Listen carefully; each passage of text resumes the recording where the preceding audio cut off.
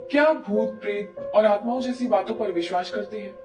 अगर करते हैं तो मैं आपके लिए एक ऐसी ही इतिहास की डरावनी जगह की कहानी लेके आई हूँ। आपने स्वाला गांव, भानगढ़ और लंबी तरमाइन जैसी जगहों के बारे में तो सुना ही होगा, लेकिन आज मैं कहानी लेके आई हुई 200 साल पुराने गांव कुलधारा की।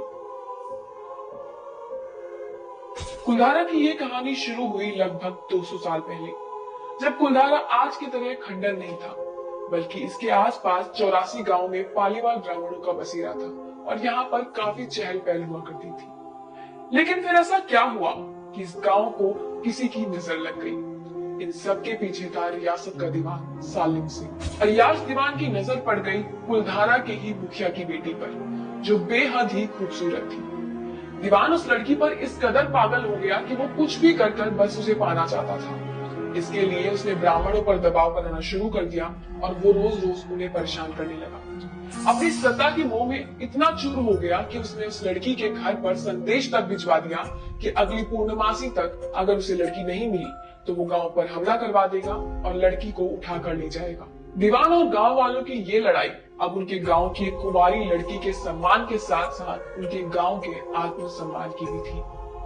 गांव के मंदिर में एक चौपाल में जब पालीवाल ब्राह्मणों की बैठक हुई तो 5000 से ज्यादा ब्राह्मण परिवारों ने अपने गांव के आत्मसम्मान के लिए रियासत छोड़ने का फैसला लिया। कहा तो ये जाता है कि एक मंदिर में 84 गांव के ब्राह्मण इकट्ठा हुए थे और सबने मिलकर ये फैसला लिया कि चाहे अब कुछ भी हो जाए, वो अपनी लड़की दीवान को नहीं देंगे। और अगली शाम कुलधारा कुछ यूं वीरान हुआ कि आज तक यहाँ कोई परिंदा भी पर नहीं मारता। ऐसा कहा जाता है कि कुलधारा से जब ये ब्राह्मण जा रहे थे तो उन्होंने इस जगह को श्रापित किया था। आज के समय में ये जगह आर्कियोलॉजिकल डिपार्टमेंट ऑफ इंडिया के अंदर आती है, लेकिन ऐसा माना जाता है कि ये जगह रूहानी ताकतों के कब्जे में है। यहाँ जो भी टूरिस्ट आते हैं वो सिर्फ और सिर्फ दिन के उजाले में ही आ सकते हैं, और जितने भी लोग यहाँ पर आए हैं उन सभी का कहना है कि यहाँ पर पालीवाल ब्राह्मणों की मौजूदगी की आहट होती है और यहाँ पर रूहानी ताकतों का कब्जा है। लेकिन जिस मंदिर में इन पालीवाल ब्राह्मणों ने गांव को छोड़ने का फैसला लिया था, वो जगह आज श्राप से मुक्त है। कहा जाता है कि यहाँ पर बावली की उड़ जाती हुई कुछ सीढ़ियां हैं, जहाँ पर रात के समय अजीब अजीब आवाजें आती हैं। लेकिन ऐसा माना जाता है कि ये 18वीं शताब्दी का वो दर्द है जहाँ से पालीवाल ब्राह्मण गुजरे थे। ऐसा भी माना जाता है कि गांव में कुछ ऐसे घर हैं जहां पर रहस्यमयी परछाइयां दिखती हैं रात के समय में। दिन के उजाले में तो सब कुछ एक कहानी जैसा लगता है, मगर जैसे ही शाम ढलती है कुलधारा के दरवाजे बंद कर दिए जाते हैं और दिखाई देता है तो बस रूहानी ताकतों का संसार। ऐसा माना जाता है कि यहाँ पर रात के समय में जो भी आता है वो किसी न किसी हादसे का शिकार जरूर बनता है। वहीं 2013 में भूत प्रेत पर इन्वेस्टिगेट करने वाली पैरानॉर्मल एक्टिविटीज की टीम जब कुलधारा गांव में एक रात बिता रही थी तो उनका कहना था कि यहाँ पर कुछ न कुछ रहस्यमय तो जरूर है।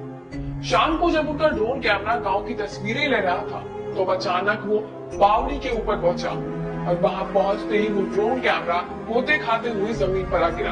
और जब उस बॉक्स के द्वारा यहाँ आत्माओं से बात करने की कोशिश की गई तो कई आत्माओं का पता भी चला।